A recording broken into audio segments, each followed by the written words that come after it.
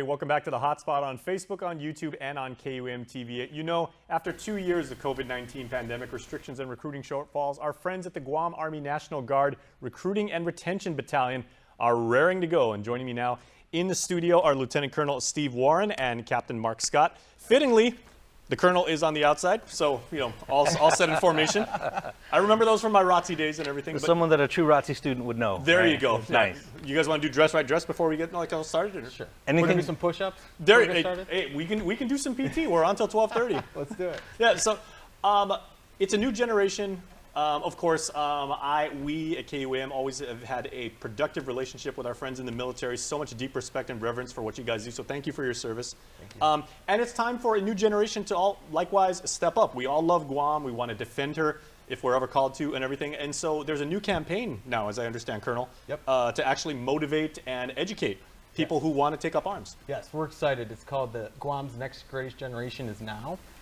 So we're all emerging from the 2-year fog of the pandemic, and it's interesting to see all the good news stories that have emerged from that based on how young people have adapted, right? So there's been a period of time where things have been shut down, people had to choose different paths, and now we're seeing a new generation that's able to adapt quicker than you and I were when we were that age, and they're able to do it in different means, whether it's through digital communication or through how they network with their friends. And what we're doing is bringing that to life with this campaign, with stories from men and women that are currently serving in the Guam Army National Guard. Fantastic. Now, I know you have a visual aid right now that we would love to show. I do. So we're really excited. So we do enlistments for Bella in the Guam Army National Guard. And the story for that is Bella's an 11-year-old who's on her 4th round of chemo.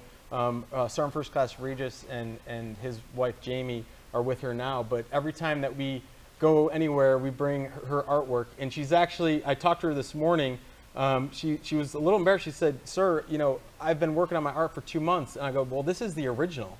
This is the original artwork, so this is going to be worth something someday."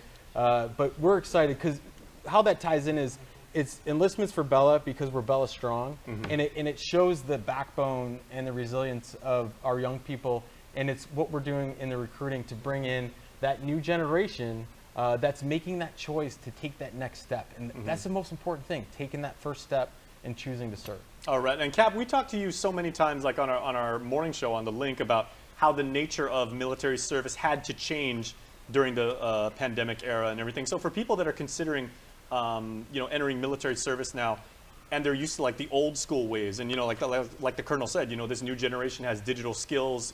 Cyber warfare is a thing, and it has been for a while now. What should people know about, entering the service? Well, you're right about that, Jason. There's a lot of adaptability that comes with our service. And it's one of the things that the U.S. military has always been known for, which is our ability to adapt on the ground faster than a lot of our competitors. And that's true in this day and age when it comes to things like Colonel Warren's talking about, the technology natives in Gen Z and Gen Alpha, all this different cyber things that we're doing now that, just 10, 15 years ago, were not even thought of. So it's interesting time to think about the military because there's those skills that can connect what a lot of our digital native Gen Zs and Gen Zs have with what we offer in our functional areas and our different types of units that can perform those now. So that adaptability lines right up with the youth who are coming into our ranks now and who we've all seen are doing a great job. For all of the criticisms we may hear of kids today, right? We already know that over the past 2 years, they've proven themselves to be professional and very capable. So, if this is your calling, or if you're thinking about it, come and see Steve here, and they'll take care of you. And so what is the recruiting process like, Colonel? Like, if people go in and they talk to you and they say, "I saw you on the KUM show, something in me was stirred. Right. I felt a calling, and I'm here now because I'm just feeling this thing. Like I feel like this is what I have to do." So that first step, right? So first of all, to the moms and dads and the grandmas and the grandfathers, the teachers, the coaches, it's really a family fabric in how we operate, not only in our organization, but how we operate in Guam. And it's really encouraging that young individual to say, "Hey, I can do both. I can pursue my passion as a musician or a teacher or a firefighter or policeman, and I can still serve my island in the Army National Guard." And you can do that really easily. You can call 969-5957, or you can go to nationalguard.com/Guam. You get started, or show up at either one of our storefronts, and our recruiters will sit down with you. I think there's a lot of hesitation, right? Because testing makes people nervous. But the process is something that we will walk through your son or daughter step by step to ensure that they know everything, all the entitlements and benefits that they can have, but also the opportunity. I think that's really what we're here for, is that opportunity. Okay, and we're seeing some images right now on screen and everything. And I know, Cap, you've talked about this so many times, and you always bring up the fact that not just Chamorro or Filipino or Palauan or Caucasian people that grow up on Guam, if you have the Guamanian spirit, it's inherent in each and every one of us for hard work, for self-discipline, and to give back. And these are traits that are unbelievably resilient in every Guam soldier. You're right, Jason, and there's a lot of statistics out there, especially over the past 2 years, that show how Guam has led the way. The Guam Guard has led the way, the community has led the way, in things like our vaccination rates and how we've kept people safe, and even the kinds of missions that we're doing here that weren't done anywhere else, because we're invested in our community and our families here. We live here and we serve here, right? So that is one thing that sets us apart, regardless of what you said of our ethnicity. It's our sense of community that really does make the difference, and it translates so well into the uniform. Growing up, doing your chores, pulling your weight, whether it's lighting the fire or washing the dishes or prepping the kelewin, everyone doing something to contribute to the cause. Grabbing that one styrofoam plate and you're the first one up fanning the table, Getting getting the flies right? away, yeah. Right? You take that into the uniform and you're automatically a professional, because it's all about teamwork, helping each other out and keeping our people safe, our community safe, and that's why we serve. And there's so many jobs you can do in the military, and Colonel, I'm really appreciative you brought that up. Yes. And I'm seeing some of the accoutrement that you have on your uniform, like I'm seeing that what's airborne school, infantry. You've obviously had a lot of different types of training, but there's so many people on Guam that may realize like the breadth of career opportunities that are available. Absolutely. So we have over 35 jobs off the bat that you can find yourself into in the Guam Army National Guard. Like I said before, we have a band. You could be a musician. You could be an engineer. You could be up in the front lines with us in the infantry. There's so many opportunities. Public affairs, he's chirping in my ear.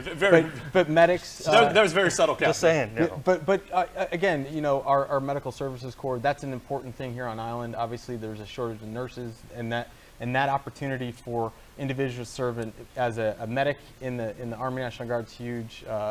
Physician assistants, all that helps not only our organization, but the community as well. And there's a lot of people, like especially young people, since you're talking about Gen Z, who want to go to college and want to get their education. But we're coming off a crazy pandemic. Money's really, really tight for a lot of people. The military is certainly here to help for that.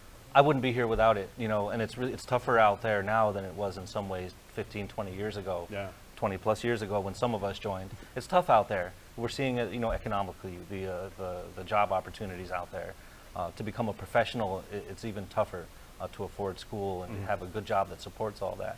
And if I couldn't be here without that 20 years ago, even now, it's more of an enabler than it ever was. So it's something to consider. Oh, sure.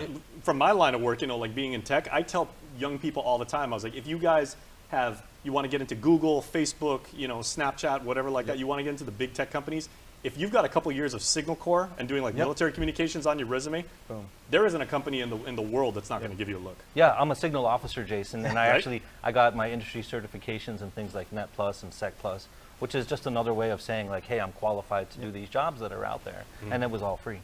Very nice. And the great part about that is we'll get that degree paid for too, whether it's through a certification or a 2-year or 4-year degree.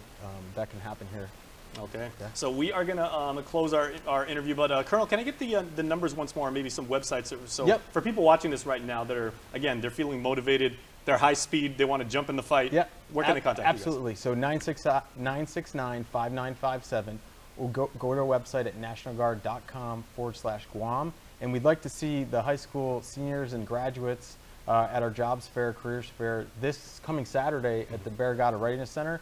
There'll be a flyer that's distributed around, and just bring that to the front gate. We'll get you in, and you'll get to meet with about 40 different local employers, and then our recruiters will be there as well. So it's more of an opportunity to create an ecosystem. Like I said before, we're here to help find paths to service, paths to education, and paths to employment, and that's what we're here to do. All right, and it's all about serving our country and serving Guam. So absolutely. Once more, guys, can we look into that camera right there, number 3, and would you mind holding up that? Okay, Bella Strong once again, guys. All right, Bella Strong. That's what it's all about. Bella, shout out to Bella right there. Bella, our hearts are with you, and you're Bella Strong. All right. There you go. Thank you, Jason. All right, Hotspot's back right after this. All right.